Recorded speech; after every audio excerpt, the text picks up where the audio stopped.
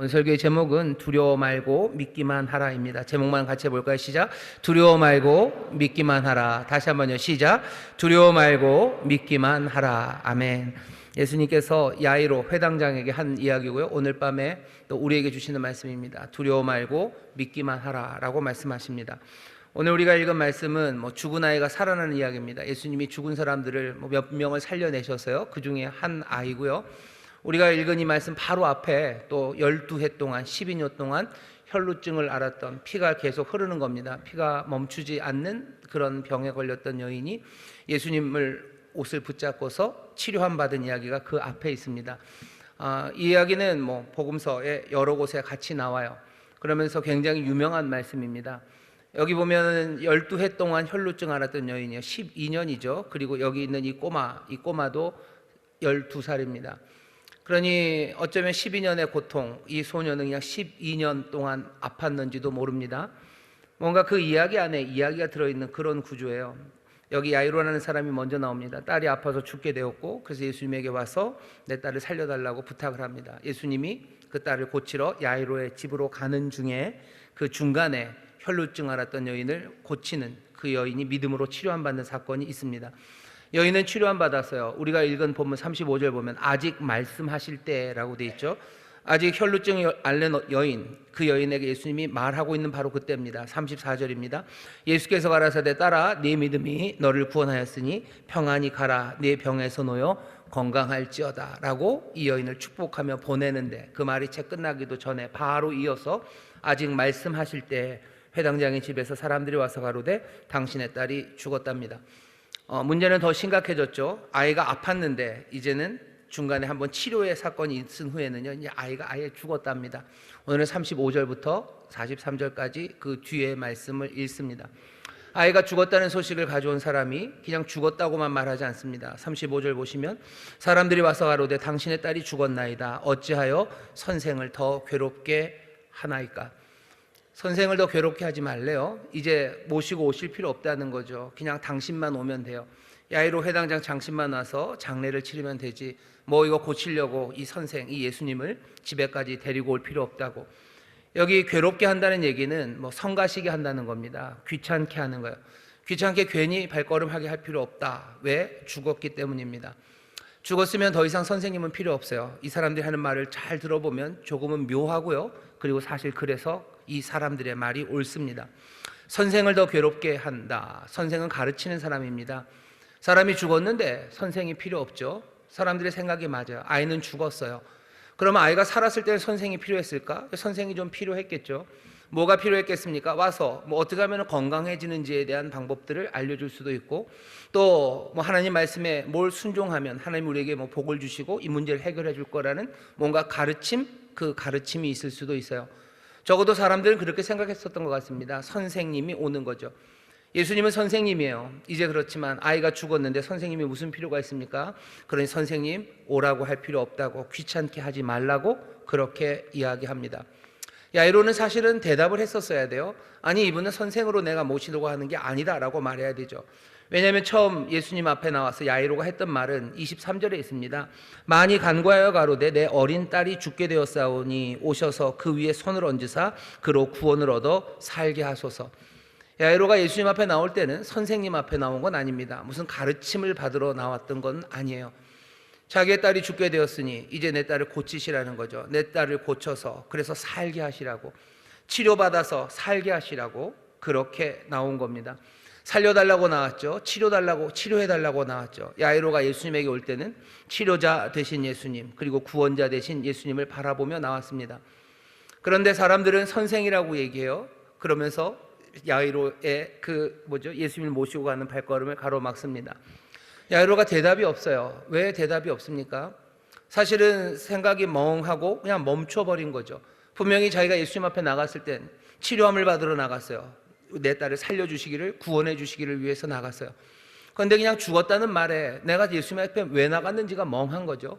사람들이 선생을 왜 모시고 옵니까? 아이가 죽었는데 선생은 필요 없습니다. 더 귀찮게 하지 마세요 라는 말에 그냥 혼돈에 빠지는 겁니다. 혼돈이 충분히 이해가 되죠. 딸이 죽었다는 말, 내 삶에 뭔가 폭탄처럼 쾅 하고 떨어지면 내가 가졌던 모든 생각들, 그 생각들이 무너져 내립니다. 우리가 예수님에 대한 생각들이 있어요. 어떤 사람들은 여기 있는 이 소식을 전하러 온 사람들처럼 예수님을 그냥 선생이라고 생각하는 사람도 있습니다.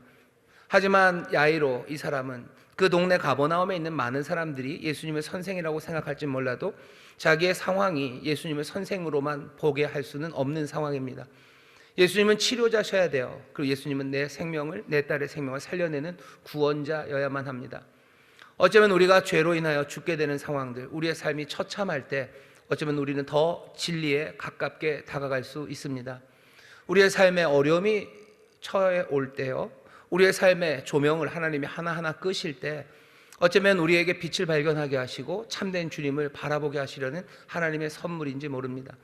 세상이 밝아야 진리가 보일 거라고 생각하지만 딱히 그렇지만도 않습니다. 우리의 삶이 어두울 때, 내 삶이 흔들릴 때, 그때 정말로 참된 생명의 길이, 그리고 구원자가 누구인지 보입니다. 오늘 이 밤에 여기 나오신 여러분들 중에서 삶의 조명이 하나하나씩 꺼져 가시는 분들, 그렇게 느끼는 분들이 있으실 거예요. 내 삶이 전에 없이 흔들거리기 시작한 분들이 있을 겁니다. 내 삶의 조명이 꺼져가고 내 삶이 흔들리기 시작할 때 이제는 어둠으로 끝나나 보다, 이제는 흔들리다 나는 쓰러지나 보다 라고 절망하지 마십시오. 오히려 그 어둠이, 그 흔들림이 흔들리지 않는 나라, 그 나라를 바라보게 하고 우리의 삶을 치료하시고 구원하시는 생명의 주님을 더 온전히 발견하게 하십니다. 다시 한번 어려움, 어두움, 흔들림 그 가운데 참된 주님을 발견하는 그 복이 우리 가운데 임할 줄 믿습니다. 모든 사람들이 다 그런 건 아니에요. 야이로는 그 복이 있는 사람이었습니다. 하지만 폭탄처럼 갑자기 조명이 확 꺼져버렸을 때, 그때는 어쩔 줄을 모르는 겁니다. 분명히 치료하시는 주님을 바라보고 나왔어요. 구원하신 주님을 바라보고 나왔어요. 하지만 정말로 세차게 내 삶을 흔들어 내가 쓰러질 수밖에 없을 때 내 머리는 그냥 까매지는 거죠. 내가 누구 앞에 있는 건지를 알 수가 없는 겁니다.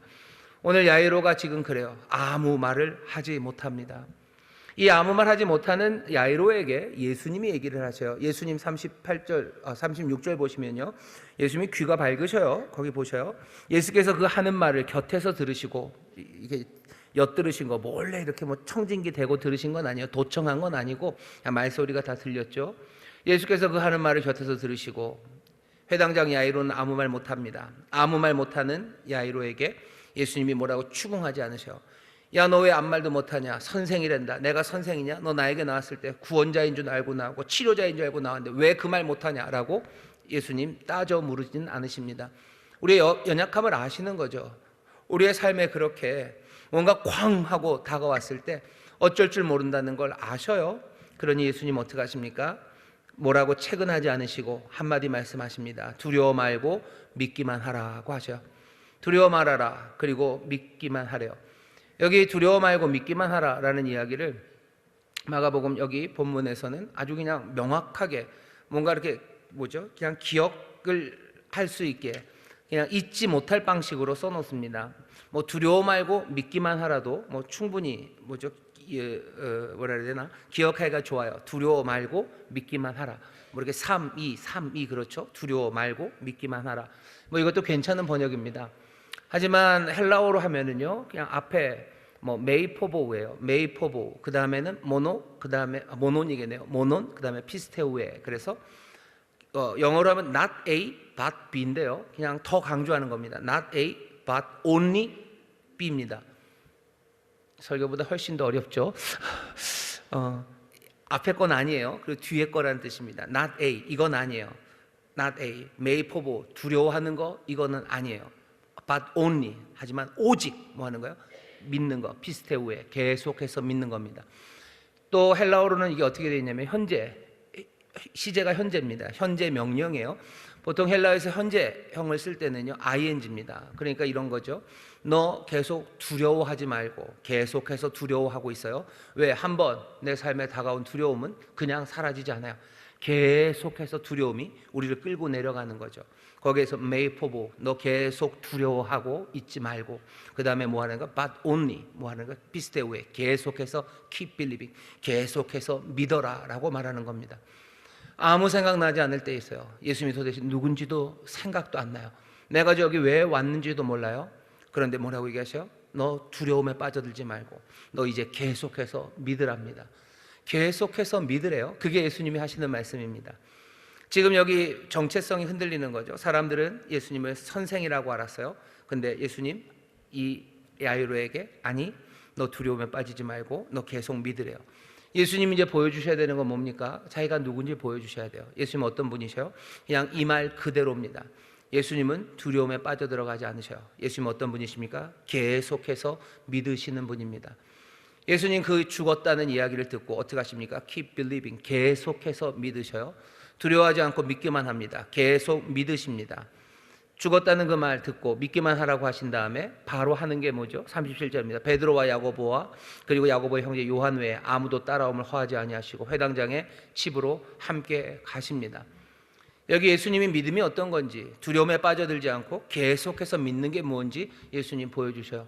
죽었다는 이야기에 그리고 두려워하고 있는 그 사람 앞에서 예수님 어떻게 하십니까? 계속해서 앞으로 나아갑니다. 앞으로 나아가요. 앞으로 나갑니다. 멈추지 않으셔요. 멈추지 않으십니다. 사람들이 헌화하죠. 헌화한다는 얘기가 흔한 말이 아닙니다. 뭐 헌화할 때 그 헌자가 도대체 뭡니까? 화가 뭡니까? 뭐 헌이라는 게 짓거린다는 뜻이래요. 화라는 게 시끄러울 화랍니다. 거의 쓰지 않는 말이에요. 그냥 성경에 있고요. 그냥 우리는 잘 쓰지 않는 말 하나를 그냥 아는 겁니다. 이 말을 뭐 번역해서 새롭게 번역해서 사람들이 시끄러웠다라고 말해도 돼요. 하지만 그냥 헌화한다라는 게 뭔지 알면 이해하는 데는 그렇게 크게 어려움은 없을 겁니다. 사람들은 시끄러워요. 그리고 사람들은 지금 여기서 애곡하고 울고 있습니다. 심히 통곡하고 있어요. 사람들이 이렇게 통곡하는 사람들, 어쩌면 장례가 시작이 되면 나와서 울어주는 사람들이 있습니다. 울어주는 사람들이 가식으로 뭐 그러는 건 아니에요. 그냥 슬픔에 빠진 유족들, 그 유족들이 울 수 있도록 도와주는 거죠. 아주 구성지게 울어요.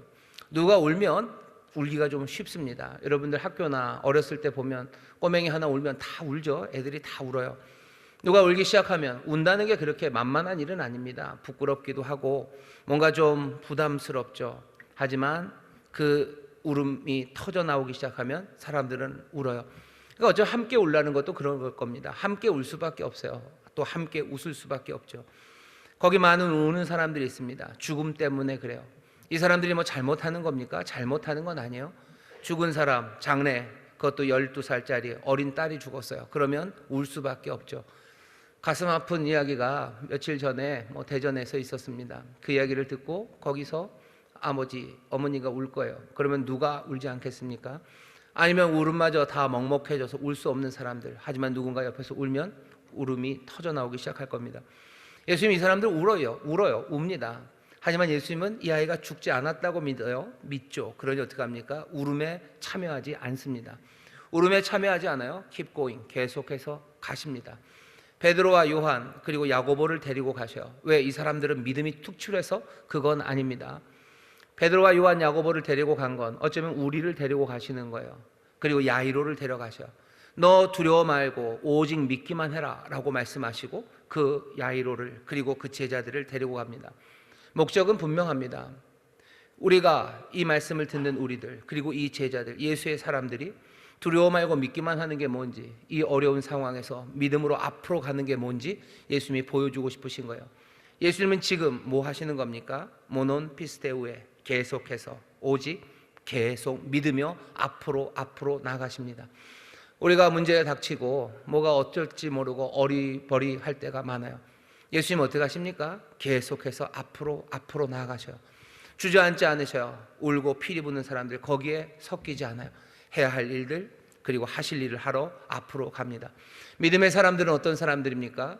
그냥 두려움에 빠져들지 않고 계속해서 믿는 사람들은 어떤 사람들이에요? 내가 해야 될 일들, 그 일들 향해서 걸어 나가는 사람들입니다. 자, 걸어 나가는 그 예수님 뭐라고 얘기하시면서 걸어 나가셔요? 사람들에게 말합니다. 허남하는 사람들 울며 심히 통곡함을 보시고 39절 들어가시죠. 저희에게 이르시되 너희가 어찌하여 헌하며 우느냐? 이 아이가 죽은 것이 아니라 잔다 하시니.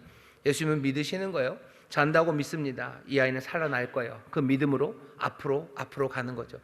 내가 그냥 믿는다 그러면서 주저앉지 않으셔요. 믿음으로 앞으로 나갑니다.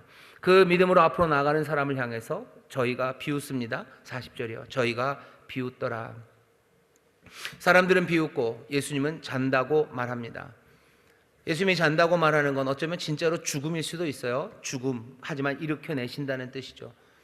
여기 젊은 선지자 하나가 그 가버나움이라는 호숫가 마을 거기에 특이한 일을 하고 계셨어요. 가버나움에 이상한 일들이 막 벌어지고 있었습니다. 그리고는 여기 더 놀랍고 더 놀라운 일 하나가 이제 시작이 되는 겁니다. 아무도 예상하지 못하여 죽었던 아이가 어떻게 살아날지, 아니 죽은 아이가 살아날 것에 대해서 상상도 못하고요, 이런 방식으로 그 아이가 살아날 것 아무도 예측하지 못합니다.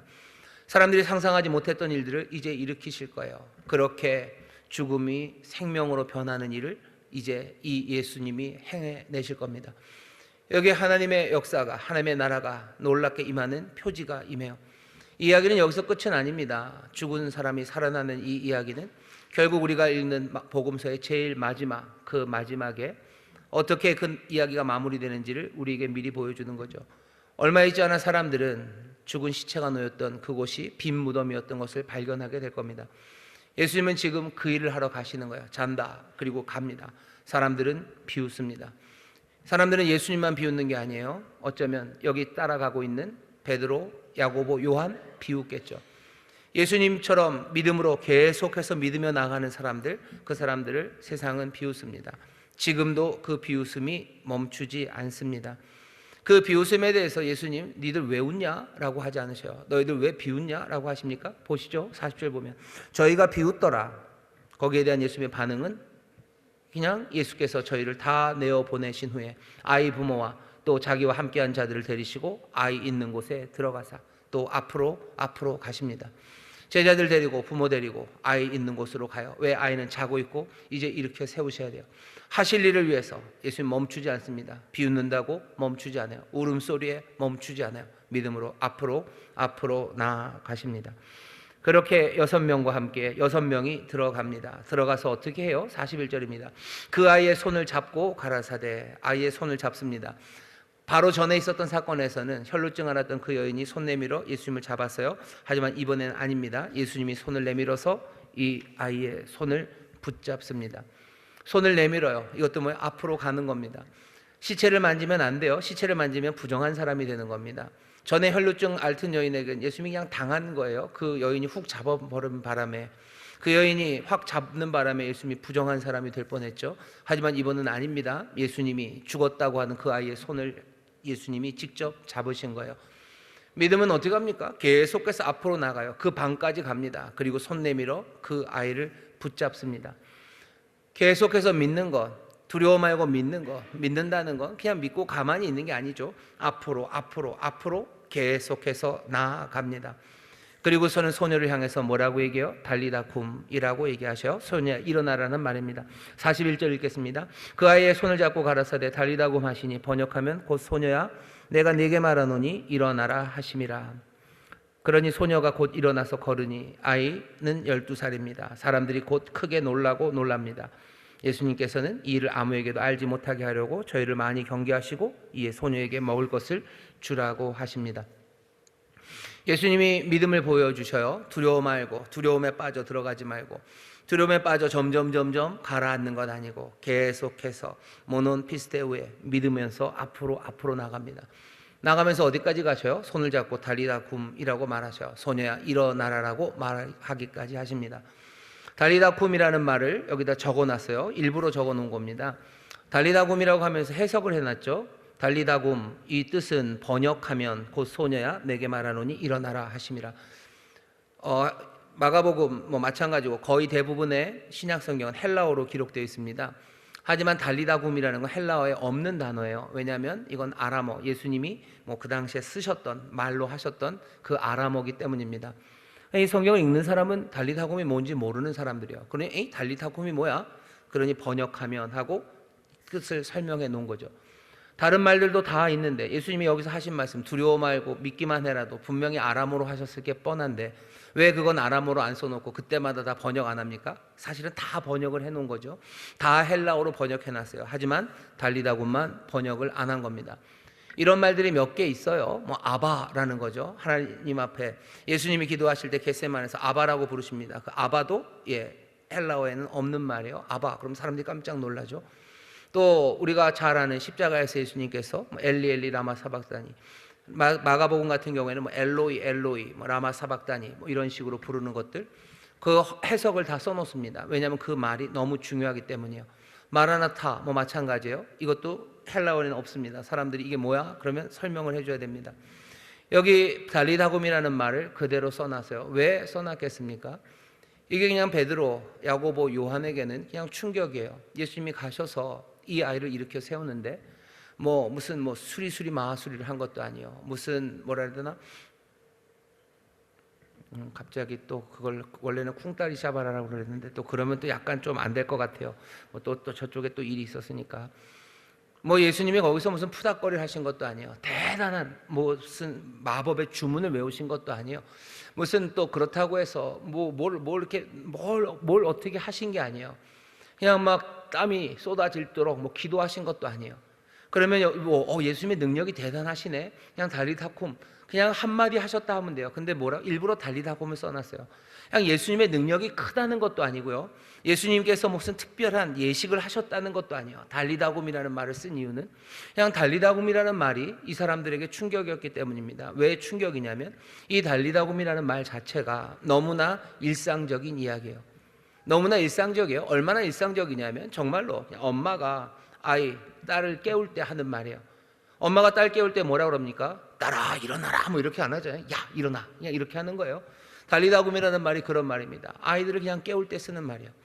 예수님 분명히 능력이 많으시죠. 하지만 능력이 많은 것 보여주고 싶었으면 그냥 그대로 그냥 번역해 놓으면 돼요. 능력이 많으셔서 그냥 별말 안 하시고도 일어나라 하시니 일어나랐다라고만 하면 되는데 그냥 달리다굼이라는 말을 써놓고 싶은 거예요. 왜? 이 말은 설명들을 하겠죠. 그냥 우리가 하는 말이에요. 엄마가 아이한테 하는 말이에요. 뭔가 능력이 많은 하나님이 누군가를 일으키시기 위한 그런 멋들어진 말이 아닙니다. 그냥 달리다굼이라고 말하셨대요. 이게 왜 그렇게 충격적이었습니까? 이게 왜 그렇게 의미가 있습니까? 이 얘기는 뭡니까? 주께서 믿음으로 이 아이를 향해서 오시고 또 오시고 오시는데 어디까지 온 거예요? 그냥 일상, 정말로 일상까지 오신 거예요. 아이가 일어나게 하는 거, 달리다굼이라는 소리가 들립니다. 예수님 어디까지? 그 자고 있는 아이, 정말로 자고 있는 아이를 일으키러 오십니다. 예수님이 일상으로 오셔요. 그 얘기는 예수님이 우리에게 하시는 말씀은 뭐 대단한 말씀도 많으실 것 같지만 잘 들으세요. 예수님 우리에게 뭐라고 말씀하실 것 같으세요? 우리 일상까지 오셔서 그냥 엄마가 아이들에게 하는 말이에요. 뭐라고 엄마들은 아이들에게 얘기합니까? 공부해, 그러죠. 여기 학생들 있죠. 제가 얼굴 보니까 학생들 있어요. 예수님이 우리 일상을 오셔서 얘기하셔요. 뭐라고 얘기하셔요? 그냥 공부해라고 얘기하십니다. 예수님이 우리 삶에 오셔서 뭐라고 그러셔요? 그냥 엄마가 아이들에게 하는 말이에요. 밥 먹어라고 얘기하셔요. 밥 먹으라고 말하셔요. 밥 먹지 못하는 아이들에게 오셔서 밥 먹으라고 얘기하십니다. 일어나지 못하는 아이에게 일어나라고 얘기하셔요. 밥 먹어라라고 얘기하셔요. 공부 못하는 학생들이 있죠 여기. 대단한데요. 아무도 눈을 안 피하네요. 공부 못하는 학생들이 있어요. 그냥 공부를 못하는 게 그냥 공부하기가 어려운 학생들이 있어요. 예수님 뭐라고 얘기하셔요? 그냥 공부해라고 얘기하셔요. 공부해라고 얘기하십니다. 일어나라고 얘기하셔요. 그리고 아무것도 못하고 주저앉아 있는 사람들이 있어요. 예수님 오셔서 뭐라 그래요? 자 이제 가자라고 얘기하셔요. 가자라고 얘기하시고 공부해라고 얘기하시고 일어나라고 얘기하셔요. 예수님은 계속해서 오십니다. 계속해서 믿음으로 오셔요. 그리고는 뭐 하시는 거야? 우리의 삶에서 정말로 삶의 변화를 만들어내러 오십니다. 예수를 믿는 사람들, 두려워 말고 믿는 사람들, 계속해서 믿는 사람들 어떻게 하셔야 돼요? 세상이 비웃는 것, 공부 못하는 애들한테 뭐하러 공부하냐고 가라고 합니까? 아니요, 예수님이 하시는 말씀이에요. 공부해라, 일어나라, 자 가자라고 말하는 거죠. 믿음으로 나가서 일상에 들어와 말하는 것, 그 말이 이루어진다는 사실에 베드로와 야고보, 요한 그리고 야이로의 부인은 깜짝 놀랐어요. 예수님 오셔서 별 말씀 안 하셨어요. 그냥 내가 아이들을 깨우듯이 그냥 일어나, 얘야 일어나라 하니까 그냥 일어난 겁니다. 믿음으로 산다는 게 뭔지 예수님이 우리에게 보여주셔요. 선생이 아니라 정말로 믿음의 주가 두려워 말고 계속해서 믿음으로 사는 게 뭔지 우리에게 보여주십니다. 믿음으로 사는 건 앞으로 나가서요. 뭔가 대단하게 무슨 주문을 외우고 뭘 어떻게 세상을 바꿔내는 게 아니에요. 예수님은 그 일상으로 오셔서 우리를 일으키십니다. 우리가 하나님의 나라를 누리고 그리고 영생을 누리는 자리가 어디입니까? 어디 저기 뭐 장각이나 아니면 어디 저기 뭐 어디 높은 산 거기 가가지고 거기서 우리가 하나님의 나라를 누리는 건 아닙니다.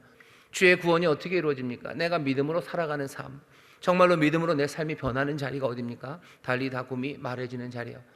내 잠자고 있는 그 자리고, 내가 공부하고 있는 그 자리고, 내가 일하는 그 자리고, 내가 힘들어서 주저앉아 있는 그 자리고, 아파서 어쩔 줄 몰라 누워있는 바로 그 자리가 예수님 그 귀하신 하나님의 나라, 그 믿음의 역사가 시작되는 곳입니다.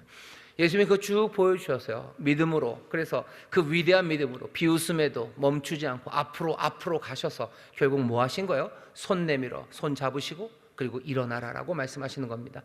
예수님의 제자들도 마찬가지죠. 우리의 믿음이 어디서 확인됩니까? 우리가 믿음으로 살아간다는 건 도대체 무슨 뜻입니까? 여기 우리의 삶에 어려운 일들 많아요. 우리는 두려워하지 않습니다. 뭐 하는 거예요? 그러니까 메이포보 우리는 두려움에 빠져들어가잖아요. 계속해서 두려움으로 그냥 어쩔 줄 모르고 삶이 엉망으로 되는 것 아니라 우리는 예수님처럼 모논피스테우에 계속해서 믿음으로 앞으로 나아가고 두려움 없이 손 내밀고 내 일상에서 하나님이 우리에게 주신 약속의 말씀들을 우리가 믿는 바를 하나하나 실현해 나가는 겁니다. 이 귀한 믿음을 주께서 보여주셨으니 또 이 믿음의 승리를 함께 누리게 되시기를 주의 이름으로 축원합니다. 이 이야기를 듣다 보면 좀 이상한 게 좀 있어요. 뭐가 좀 이상합니까? 두 가지 이상해요. 하나, 이건 뭐 이상한 건 아닌데요. 그냥 마음이 조금 찜찜하죠. 뭐냐면 조금 억울해요. 억울한 게 왜 억울하냐면 이 야이로의 딸이 너무 부러워요. 그리고 야이로가 너무 부러워요. 죽었다 살아난 사람, 죽은 딸을 다시 얻는 아버지가 몇 명이나 되겠습니까? 근데 야이로에게는 주님께서 그 복을 주셨어요. 죽었다 살아난 아이예요. 이게 야이로입니다. 이상하게 이 아이가 살아난 걸 축하하고 축복해 줘야 될 것 같은데 그냥 우리가 마음이 조금 그래요. 저만 그렇습니까? 왜 얘만 그래? 우리 딸도 좀 일으켜 세워줬으면 좋겠고, 예수님 앞에 나와서 죽은 자기 가족들을 살려달라는 사람이 이 야이로만 있었겠습니까? 예수님이 가다가 만난 나인성 과부도 지나가다 만난 거예요. 그냥 지나가다 만난 그 본 나인성에 마침 장례가 있었고 마침 나인성으로 가셨던 예수님이 그 과부의 아들을 살리셨어요. 예수님이 지나가다 만난 장례가 이 나인성 과부뿐이었겠습니까? 예수님이 사랑하던 사람들 중에서 죽은 사람이 나사로뿐이었겠습니까? 그런데 나사로, 나인성의 과부, 야이로의 딸 이런 사람들이 살아나요. 우리가 좀 묘하죠? 그러면 박수를 쳐야 되는데 그게 잘 안 돼요. 어디서 뭐 봤는데 누가 그러더라고요. 너무너무 훌륭하게 산 사람이 있대요. 그래서 그 사람한테 하나님이 너 뭐 복을 좀 주겠다고 뭐 이런 복 저런 복을 다 주겠다는데 이 양반은 너무너무 훌륭해요. 다 괜찮대요. 다 괜찮대요. 그러니까 그래 그럼 이 복은 네 옆집에 있는 뭐 영숙이 엄마한테 줄게 그랬어요. 그랬더니 아니요 그럼 날 주세요 그러더래요. 적합한가요? 우리가 좀 이상합니다. 왜 이랬을까? 왜 이러셨을까? 왜 그 생각 밑바탕에 뭐가 있냐면요, 예수님 그렇게 다 살리실 수 있는 능력이 있는데 왜 다 살리시지? 좀 많이 살리시지. 아니 다 살리시지. 왜 이 사람들만 살리셨을까? 이 땅에 끔찍한 일들 참 많은데 예수님 그것들 다 막으실 수 있는데 왜 그건 막지 않으셨을까? 뭐 이런 생각이 듭니다. 예수님이 이 땅에 오셔서 살아가시며 하시는 일이 이 땅에 하나님의 나라를 가져다 주시는 일이에요. 뭔가 세상을 바꾸는 혁명의 일을 하십니다. 하지만 그 세상을 바꾸는 혁명의 일을 예수님께서는 보통 혁명이 이루어지는 방식들, 뭔가 한 명의 영웅이 뭔가 주도하고 뭔가 그냥 세상을 바꿔내는 그런 방식으로 하지 않으셔요. 예수님이 이 땅에 분명히 치료자로 오셨어요. 사람들을 고치러 오셨습니다. 하지만 그렇다고 해서 예수님이 무슨 중증외상센터인가요? 거기 주지훈처럼 뭘 어떻게 해가지고 그런 역할 오는 대로 다 고치기 위해서 그렇게 오신 건 아닙니다. 세상을 바꾸러 오신 것도 맞고 하나님의 치유의 능력, 그것으로 치유하시는 것도 맞지만 예수님의 목적은 그것보다는 더 근본적입니다. 세상을 바꾸시는 혁명, 이스라엘의 혁명을 만드시기 위해서, 예루살렘의 자유를 가져다 주시기 위해서, 아니면 이 땅에 있는 병 고치는 사람, 아픈 사람들, 만나는 사람 족족 다 고쳐주기 위해서 그렇게 오신 것은 아니에요. 아닙니다. 그건 아닙니다. 섭섭해하지 마셔요. 예수님은 믿음으로 무슨 일을 하시냐면요, 여기 계속 앞으로 가시죠. 얘기가 오늘 43절에서 끝나지 않습니다. 이야기는 6장으로 7장으로 8장으로 9장으로 예수님은 믿음으로 계속해서 앞으로 나가셔요. 여기 있는 이 놀라운 징조, 이 아주 상상할 수 없는 방식으로 치료한 이 이야기는 여기가 목적지는 아닙니다.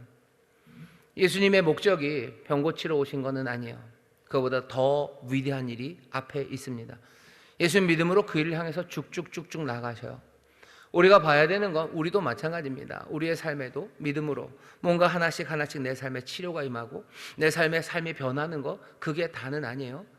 우리가 keep believing이죠. 모논 피스데우에 믿음으로 계속해서 나가는 삶은요, 그것보다는 좀 더 위대합니다. 여기 하나님의 놀라우신 능력으로 예수님이 고치시고 살리셔요. 이건 분명히 표적이에요. 그리고 이정표입니다. 하지만 이 이정표는 중요하지만 목적지는 아닙니다.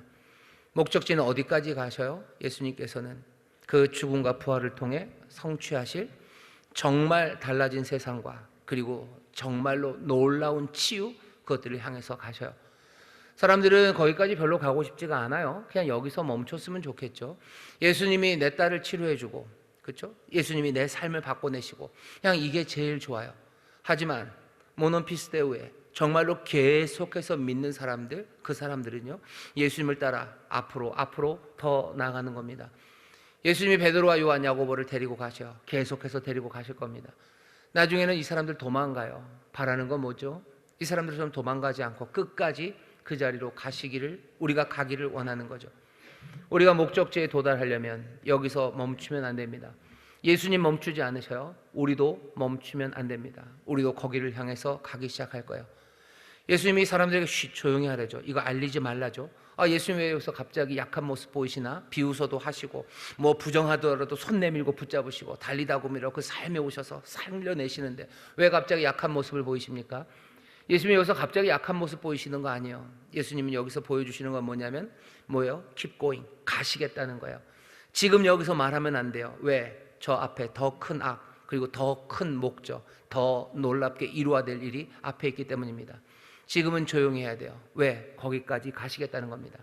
믿음으로 살아가는 거, 모논 피스데우에 정말로 계속해서 믿는 건 그냥 여기서 머무르면 안 됩니다. 예수님 어때요? 계속해서 갈 생각이 있으신 거죠.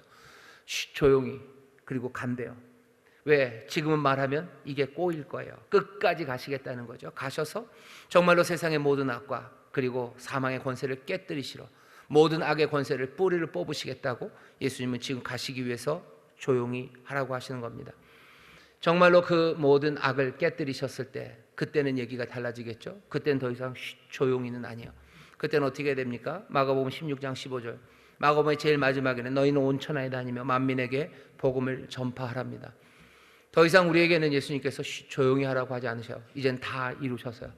우린 믿음으로 keep going, 계속해서 모논 피스데우에 믿음으로 나갈 겁니다. 십자가 그곳까지 가서 그 부활의 영광을 보고 이젠 더 이상 쉿이 아니라 하나님 앞에서 그 복음을 외치며 살아가요. 두려움에 빠지지 않고 오직 믿기만 하라 하는 그 믿음의 길을 오늘 우리가 읽은 이 말씀에서 끝까지는 아니지만 궤도라고 그래야 되나? 트래젝토리, 그 궤도가 어떻게 갈지를 우리가 봅니다. 깜짝 놀랄 일을 이루실 거예요. 그리고 깜짝 놀랄 그 일을 점점 더 분명하게 이루셔서 악의 모든 세력과 죽음의 권세를 깨뜨리는 그곳까지 가실 겁니다. 그 길 가운데 놀라운 표적과 징조들이 나타날 겁니다. 하지만 결국은 우리가 바라보는 그 마지막 그 영광과 그 목적, 그 이야기는 우리가 복음이라는 것으로 다 이제 받아들었습니다. 그러니 우리는 이제 어떻게 살아야 됩니까? 여기 베드로와 요한, 야고보처럼 주님이 어떻게 믿고 나가시는지를 우리는 봤어요. 우리는 그러니 손 내밀고 주님을 붙잡는 자 구원을 얻는다고 이제 더 이상 쉿이 아니고요, 외치기 시작하셔야 돼요. 주 앞에 손 내미는 자가 구원을 얻습니다 라고 얘기하는 거예요. 주님이 또 우리를 잡으시면 우리의 모든 일상에 치유와 회복이 일어난다고 우리는 그 복음을 전하고 말하며 나아갑니다. 여전히 비난할 겁니다. 비난에도 우리는 멈추지 않아요. 가야 할 길, 할 일을 해나갈 거고 계속해서 그 복된 소식을 말하며 나갈 겁니다. 계속해서 죽은 사람들, 어쩌면 부정한 사람들, 그리고 연약한 사람들, 잡으면 안 되는 그 사람들을 향해서 손 내밀고 그 모든 일상 안으로 우리는 들어가기 시작합니다. 정말로 주를 향한 찬송이 그리고 복음이 우리의 입술을 통하여 선포되면서 한 걸음 한 걸음 나아갑니다. 계속해서 믿는다는 거, 두려워하지 않고 두려워하지 말고 오직 믿기만 해라. 모논 피스데우에 계속해서 믿어가는 삶들, 그 삶은 그런 삶입니다. 다시 한번 우리의 삶에 정말로 놀라운 표적, 그리고 그 이정표들이 넘쳐날 뿐만 아니라 그 이정표가 가리키는 그 마지막 목적, 거기까지 이르는 믿음의 사람들 되시기를 주의 이름으로 축원합니다. 전혀 다른 세상과 하나님의 놀라운 일들을 선포하며 걸어가는 거예요. 오늘 이 시간에 기도하실 때 오늘 우리가 들은 이야기죠. 주께 손 내민 여인이 치료함 받은 것처럼 주 앞에 손 내미십시오. 또 뭐라고 얘기하셔야 돼요? 주께서 우리의 손을 잡으신다고 얘기하셔야 돼요. 주님, 우리의 손을 잡으십니다. 기도하십시오. 주님, 내 자녀의 손을 잡아주시기를.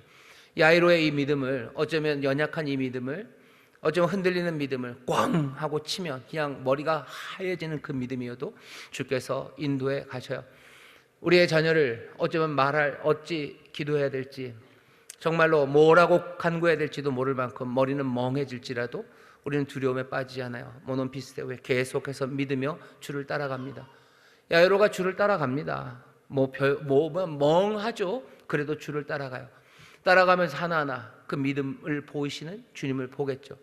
나중에 야이로가 어떻게 됐는지는 잘 모르겠습니다. 하지만 여기 회당장의 이름을 야이로까지 알리는 걸 보면 이 마가복음 읽는 사람들, 복음서를 읽는 사람들은 야이로라는 이름이 그냥 낯선 이름이 아니에요. 그냥 야이로, 그 야이로가 그 야이로가 그렇게 멍하고 아무 생각 안 나는 가운데도 그냥 예수님 따라 걸어갔구나. 오라고 하니 그렇게 걸어갔구나. 믿기만 해라 하는 말을 듣고 그렇게 따라갔구나. 자기 딸에게로, 그 방으로, 그리고 그 딸이, 예수님이 그 딸을 손잡는 그곳에 야이로도 같이 있었구나. 우리의 삶에 오늘 함께 기도할 건, 주여, 어쩌면 내가 야이로처럼 나왔습니다. 내 머리 멍하고 내가 믿는 게 뭔지도 잘 모르겠고 그냥 어쩌면 내가 주님 앞에 나왔는데 이게 주님 앞에 나온 건지 뭔지도 모르겠지만 오늘 주께서 두려워 말고 믿기만 하라 하시니 내가 주를 따라갑니다. 주님, 내 자녀의 손을 잡아 주시옵소서. 주님이 잡으시면 내 자녀 일어납니다. 여러분들 믿음으로 기도해 주십시오. 그게 오늘 첫 번째 해야 되는 기도예요. 마가복음 5장의 기도입니다. 그 다음 기도는 뭐겠습니까? 주여, 우리가 정말로 주님이 가시는 그 곳까지 우리도 가 다다르기를 원합니다. 기도하셔. 내 삶의 치료가 임할 뿐만 아니라 정말로 세상이 바꿔지는 걸 보게 하시고 정말로 내 삶이 주의 영광의 찬송으로 서게 하시고 주의 복음을 선포하는 삶이 되게 해달라고 여러분들 간절히 기도하십시오. 그렇게 두려워 말고 계속해서 믿음으로 나아가는, 믿기만 하는 사람들 되었을 때 정말로 우리 믿음의 주여 온전케 하시는 이신 예수를 바라보며 우리의 경주 달려가야 될 그 길들 정말로 바라시는 바를 이루는 복된 삶이 될 줄 믿습니다. 옆에 있는 분들에게 얘기하셔요. 우리 계속 믿습니다. 계속 믿습니다. 또 다시 합시다. 믿음으로 앞으로 나아갑니다. 믿음으로 앞으로 나아갑니다. 믿음으로 앞으로 나가십시오. 믿음으로 앞으로 나가셔요. 이정표에서 멈추지 마시고 그 목적지까지 가셔요. 하나님을 향한 찬송으로 선포하는 삶으로 살아가는 우리 모두가 되기를 주의 이름으로 축원합니다. 기도하겠습니다. 하나님 아버지 감사합니다. 오늘 야이로, 어쩌면 베드로, 요한, 야고보처럼 정말로 이것이 믿음으로 살아가는 길임을 보이시는 주님, 그 주님을 따라 이제 나선 이들이 여기 있습니다. 아버지 하나님, 누구는 오늘 밤 정말로 주가 계속해서 믿으시는 것들을 배우는 이들이 되게 하여 주옵시고 또 누구는 야이로처럼 또 주를 따라 믿음으로 가는 가운데 주께서 보이시는 놀라운 표적들, 놀라운 기적을 누리는 이들 되게 하여 주옵소서. 오늘 이 시간 믿음으로 나왔습니다. 기도합니다. 주께서 죽지 않았다, 잔다라고 하신 것처럼 우리의 삶을 향해서 주가 하시는 말씀들이 들립니다. 일어나라 하는 말씀이 들리고 이제 가자 하는 말씀이 들리고 공부해라 하는 말씀 들리고 이제 밥 먹어라 하는 이야기 들리고 이제 다시 시작하자라는 주의 말씀이 들립니다. 오늘 정말로 이 놀라운 주의 음성을 듣고 정말로 자리에서 일어나는, 공부하기 시작하는, 삶이 변하기 시작하는 아버지 귀한 은혜를 누리게 하여 주옵시고 이제 일어나 또 먹이시니 힘있게 주를 따라 나가는 믿음의 자녀들 되게 하여 주시옵소서. 감사드리며 예수님 이름으로 기도하옵나이다. 아멘.